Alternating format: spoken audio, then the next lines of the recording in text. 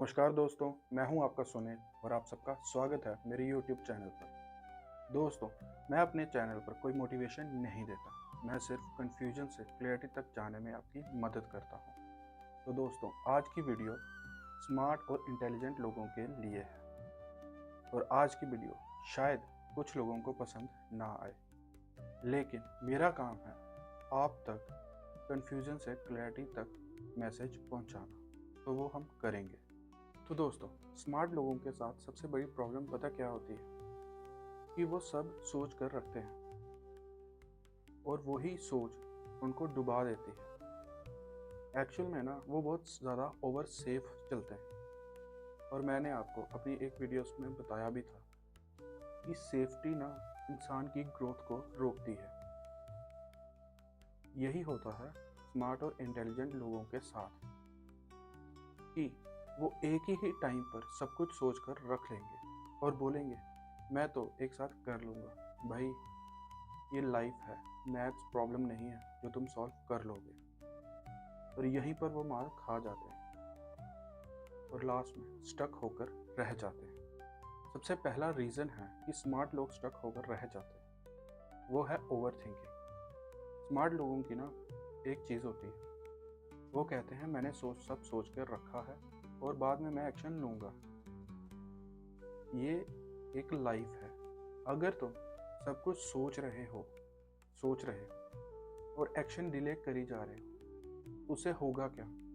जो एक्शन तुम डिले कर रहे हो ना, वो तुम्हारी आदत बन जाएगी और जो तुम सोच रहे हो ना, वो ओवर थिंकिंग बन जाएगी। ओवर थिंकिंग सिर्फ वीक माइंड या कमज़ोर लोगों को ही नहीं होती है।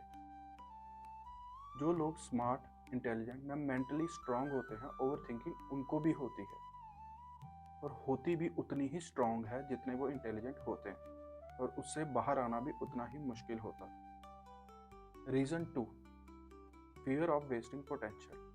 होता क्या है ना, जो स्मार्ट और इंटेलिजेंट लोग होते हैं ना, उनसे लोगों को एक्सपेक्टेशंस भी उतनी ज़्यादा होती हैं।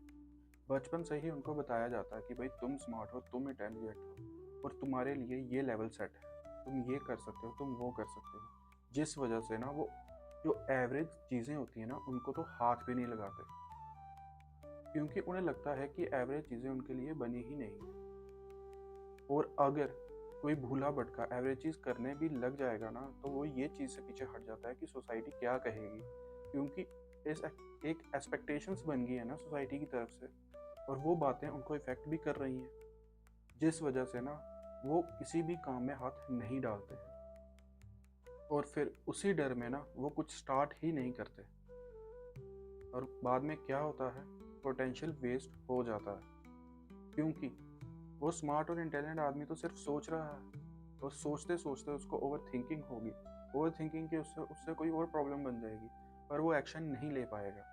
तो यहाँ पे क्या हुआ, एक्चुअल पोटेंशियल वेस्ट हो गया। अब बात करते हैं तीसरे रीज़न की, टू मैनी ऑप्शंस।